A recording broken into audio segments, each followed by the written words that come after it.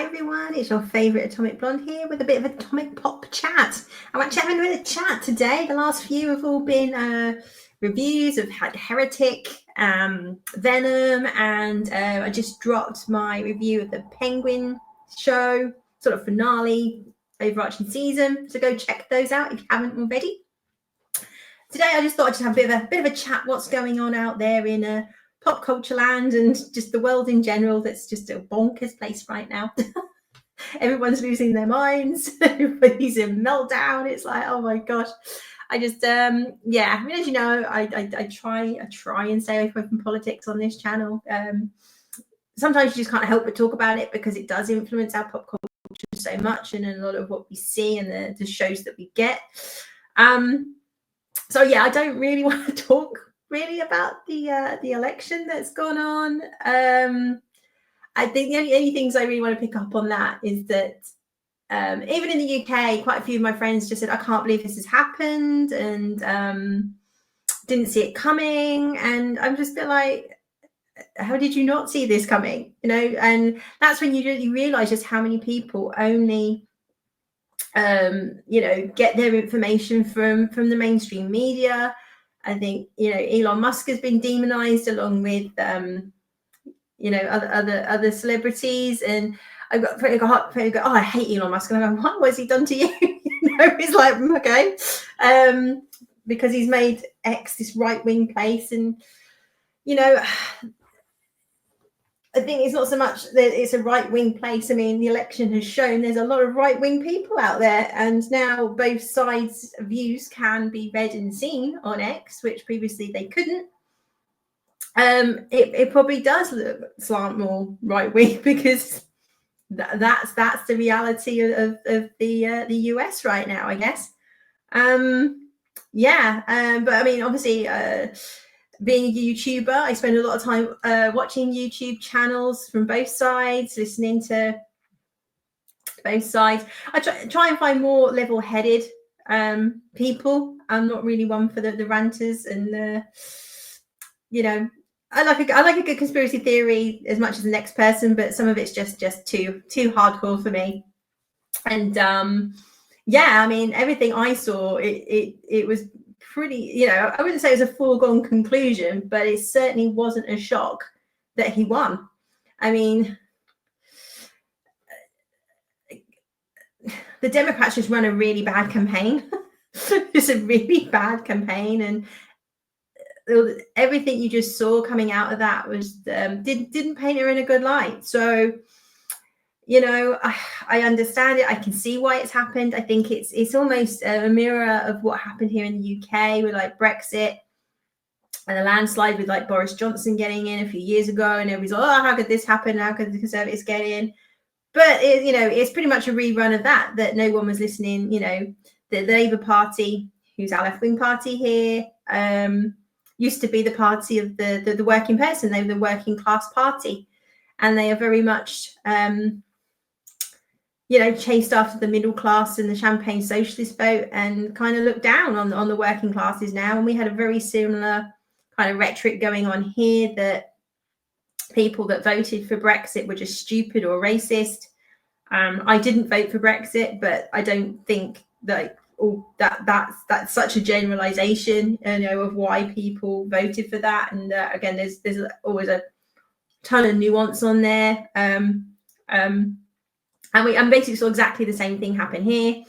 And where the Tories, the Conservatives, you know, won with such a massive majority, Labour kind of went away and said, look, we need to regroup, we need to rethink this. Because, you know, they were a major party for a very long time under like Tony Blair and Gordon Brown, like 11 years or so. And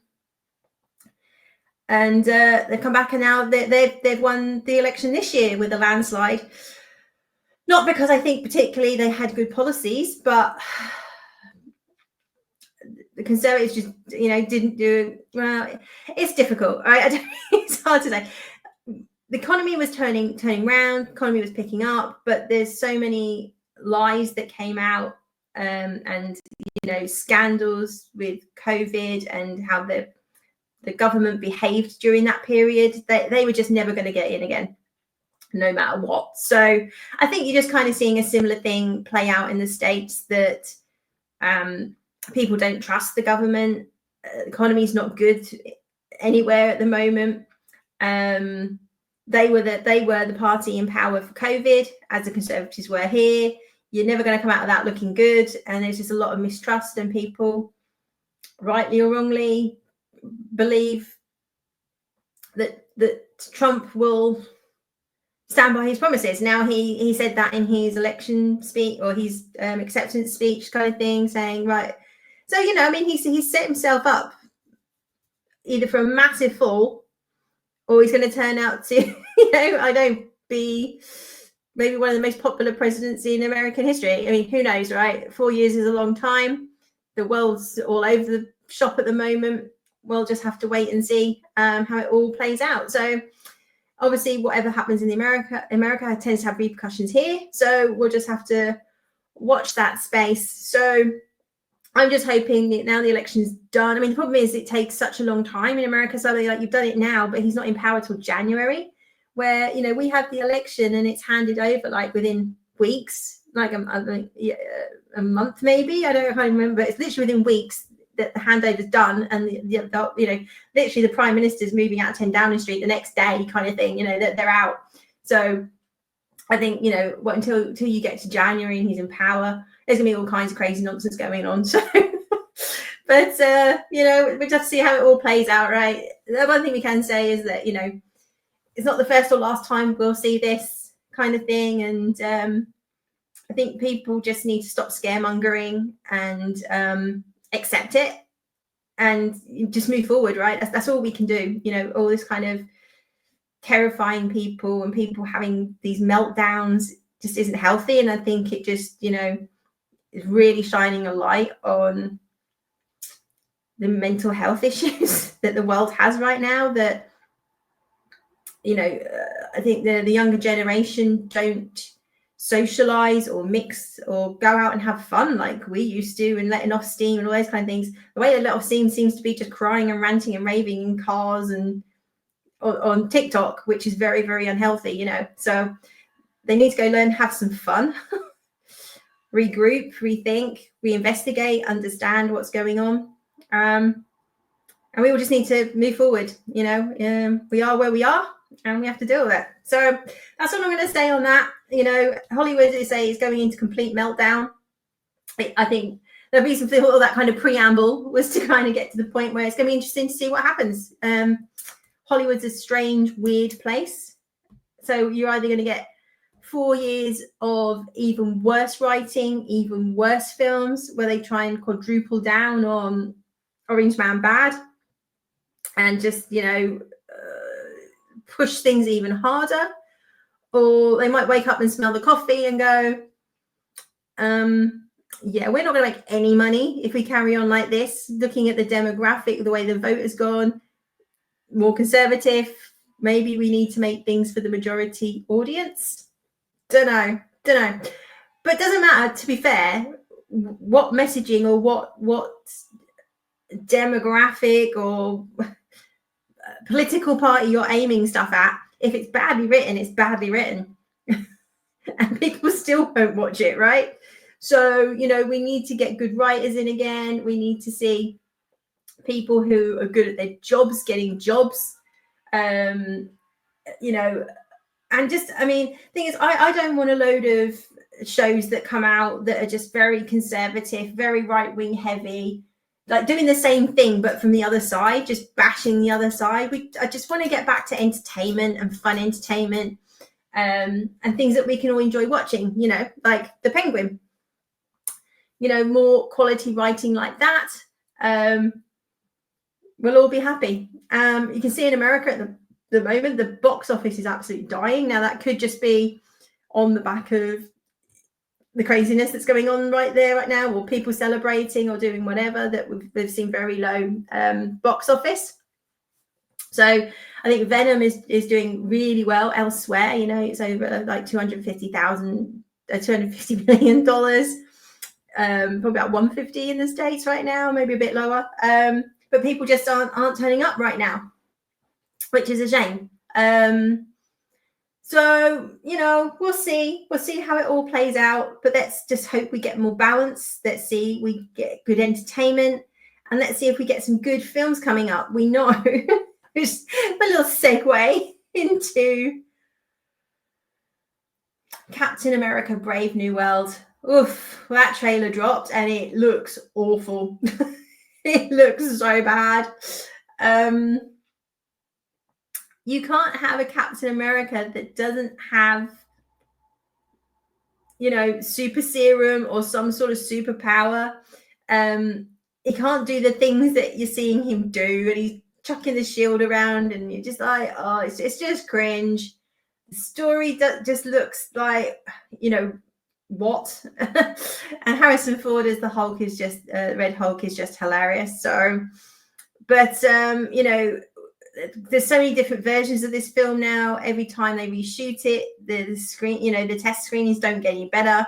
We've seen several variations on the trailers now. So I think it was so lost in what the story is meant to be, given all these different trailers we've seen now. And is it Isaiah? I think it is. Is he in it or not in it now? And I don't know. I just don't care. And it just looks like it's going to be yet another disaster. It looks really, really bad. Obviously, we've got Daredevil coming up, which I think March next year. That does look good, but we know we don't have the writers from the original series on Netflix. But at least it looks like, again, they're trying. So, I mean, if we get something halfway as good as The Penguin, I think we'll all be really happy with that. But yeah, Disney just continue to make bonkers decisions. It's just, which again takes me on to the announcement of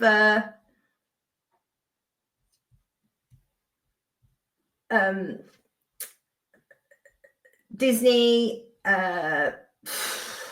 announcing another trilogy, Star Wars trilogy. It's going to be Rey focused again. But I picked up this one specifically, like why Lucasfilm entrusted Simon Kinberg to pilot the next Star Wars movies.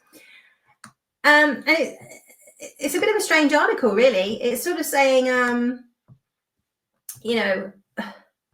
why, but then almost at the same time going, yeah, we don't get it either. So,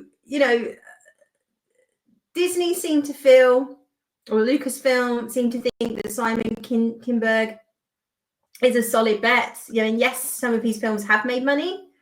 As it goes on to say down here, but this is like back in 2005, XXX State of the Union, which I think didn't do that well, not as good as the first one. Mr. and Mrs. Smith, which obviously done well. I think he's got a much more solid track record as a producer, but as we've seen with Kathleen Kennedy, being a good producer doesn't make you a good creative, and you could label that or put that at Feige right now, because dang, they haven't had a hit for, other than Deadpool and Wolverine, which is obviously driven by Ryan Reynolds. It's not anything to do with Feige and the Marvel writing team there. So, and when we look at, what has he actually written in recent times? Dark Phoenix, which was, and it says his directorial debut in 2019 was the lowest grossing and the worst reviewed film in the X-Men franchise. At that point, Kinberg also produced the final X-Men movie, The New Mutants, which was delayed so frequently due to an inauspicious brew of creative concerns and Disney acquisition of 20th Century Fox, that the film wound up getting dumped at the first major wide release during the pandemic. Kinberg has laboured to recreate his early success.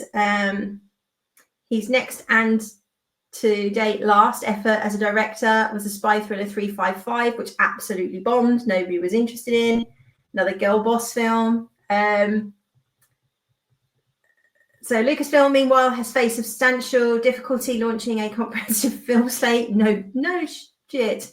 Since 2019.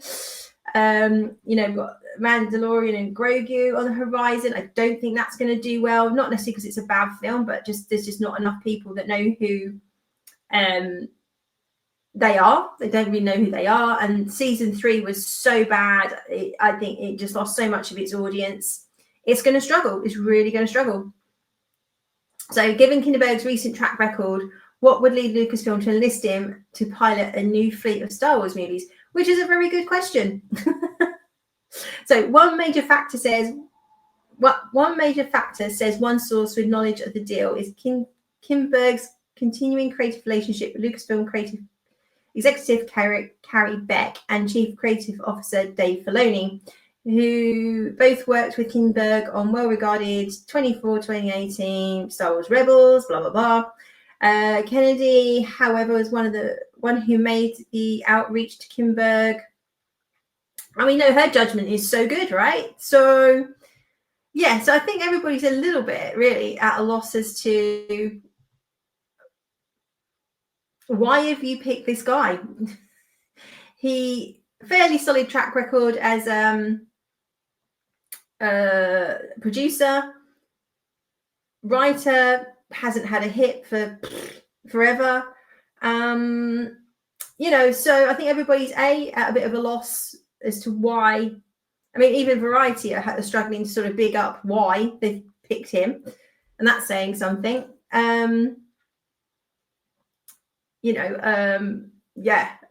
Absolutely crazy. I feel so sorry for Daisy Ridley. I mean, at this point, that poor girl, she probably doesn't know what film she's meant to be making. And, if I was her, I'd just sever ties with Disney. They are destroying her career. She's almost got no credibility as an actress anymore.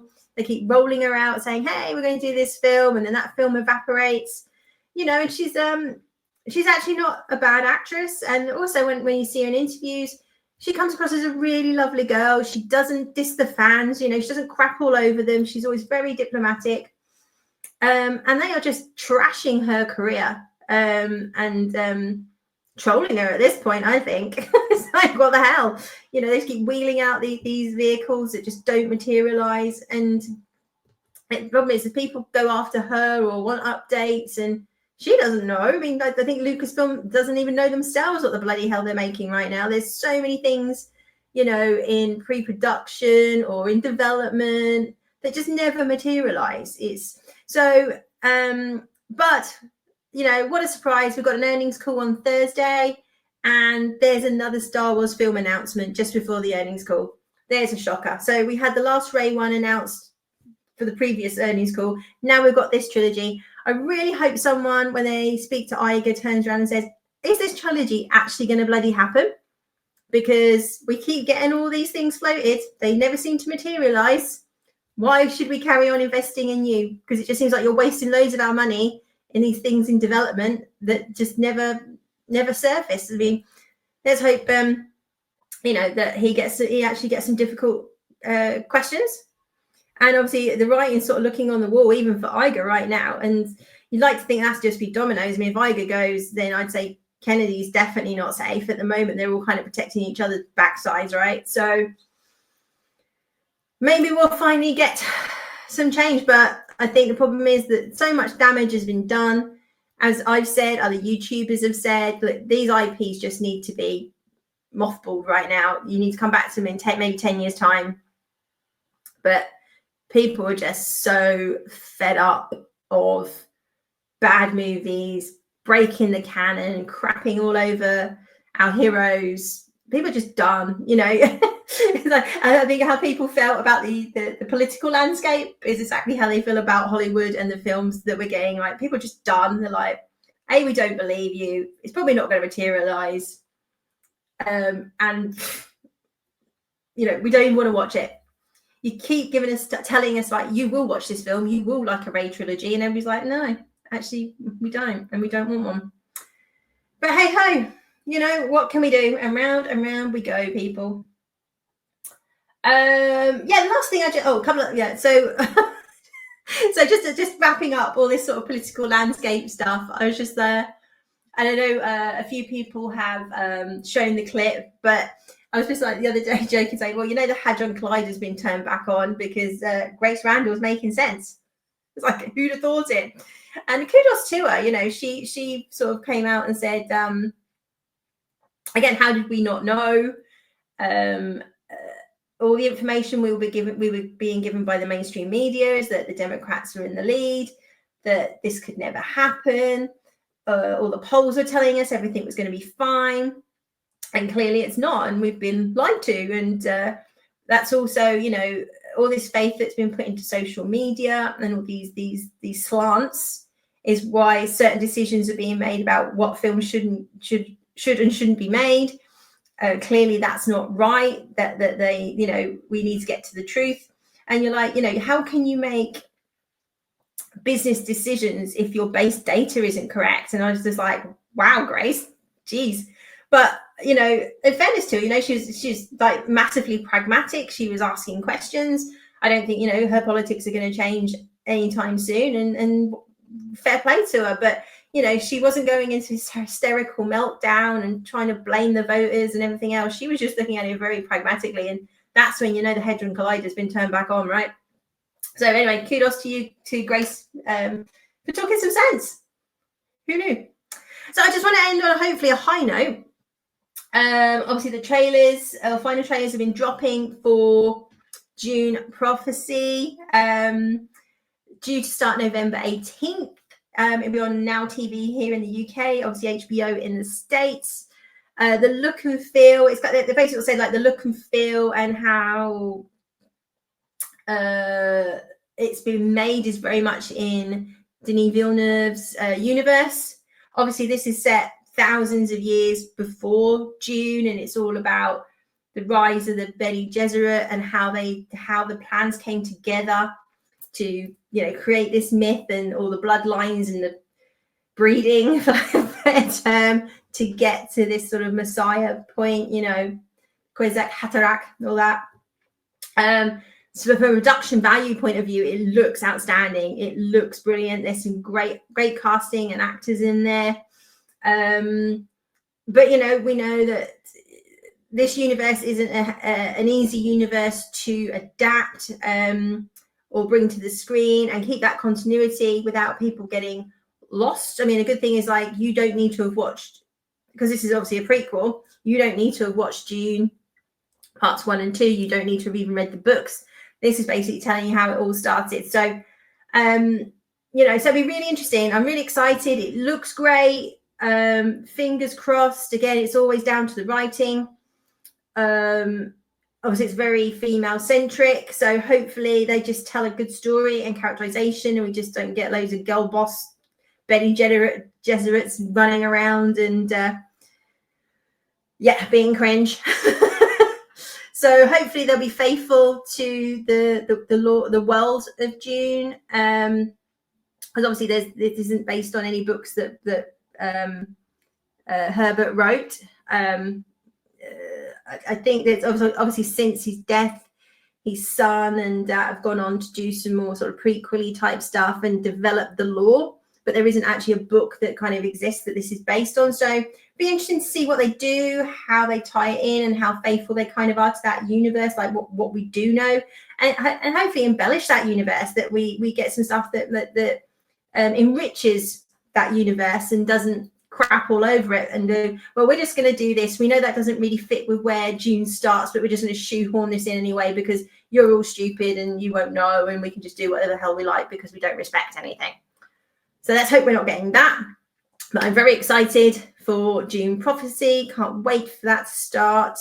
I think there's a new Taylor Sheridan series starting on Paramount, also on the 18th. Is it Landman, I think it's called, with like Billy Bob Thornton, Demi Moore, sort of all set around the oil industry. That looks quite intriguing. So I'm not a big Yellowstone fan because I don't really do like westerny cowboy type things, but I do love Tulsa King, so I'll give that a whirl. And loving season 2 of Tulsa King right now. I'm a couple of episodes behind. I need to catch up on that, but so far pretty solid as well. So if you haven't watched Tulsa King season 1, all on Paramount, and then so we're about halfway through season 2, so go check that out. That's with Sylvester Stallone, in case you've been living on Mars. I think most people know what Tulsa King is. So yeah, so Oh, and the trailer for Nosferatu looks amazing. That looks really good. I think initial views seem to be quite positive. I think it comes out Boxing Day here. That's the 26th of December for Americans. Day after Christmas Day. So yeah, really excited to go see that. Eggers is a bit Marmite for me. Some of his films I love. Lighthouse I couldn't finish. Got halfway through and I was like so bored. I was like, I can't do this. So, you know, but it'd be interesting. His vision looks great. The casting looks great. So yeah, fingers crossed on that one that we'll get a really good film to round out the year. So we'll have to wait and see. Obviously we've got Wicked dropping. I will not be watching that. Anyway, I hate musicals, so I will not be watching Wicked. You know, I wouldn't have watched it before all the dramas. I won't be watching it now. I mean, between the actress kicking off about someone recreating the Wicked poster, which is the most narcissistic thing in the world I've ever heard, and then putting a porn site on the kids' toy boxes, it's always like they're trying to sabotage their own film here. I mean, come on, Universal, what are you doing? But anyway, I'm sure it will be a big hit at the box office. And we'll end up getting a part 2. But I guess we'll have to wait and see. But I can see like Wicked, Nosferatu probably being the two big hitters left for this year, really. I don't see Bastard doing much. Could be wrong. Or was it Moana? Moana, yeah. Might do well. I know Moana is very popular. But again, they're basically taking a series, cobbled it together to try and make it into a movie so they could go to the, you know, investor calls going, hey, we've got this. So may or may not hang together or work, or it'll just be like we've seen with a lot of the Star Wars series that they were supposed to be films, and, you know, then the other opposite problem, like Kenobi was supposed to be a film and they've tried to break it down into episodes and it's just drawn out and it just doesn't work. So whether it'll work if you're taking a show, trying to make it into a film, and they've cobbled, you know, maybe taking out bits so the story doesn't really hang together. Who knows? It's Disney. It's probably going to be rubbish, but we'll wait and see. So that's it. That's just a few ramblings from me. You know, say a few good things on the horizon, a few good things been reviewed so far. Watch this space in terms of entertainment. It'd be great to see, you know, what's going to get announced. Probably early next year. What are we going to start to get? Is the landscape going to look any different? Are we going to see some writers coming back into the fold who previously haven't been allowed to write? We'll see, for various reasons. But hey, so as always, let me know what you think. What are you excited to see rest of this year, beginning of next year? Love to know your thoughts on that. And do like, share, and subscribe. As always, thank you very much. So that's it. We'll continue probably with these sort of shorter soundbite segments, reviews, bits and pieces, until I'm, say, fully back up to speed.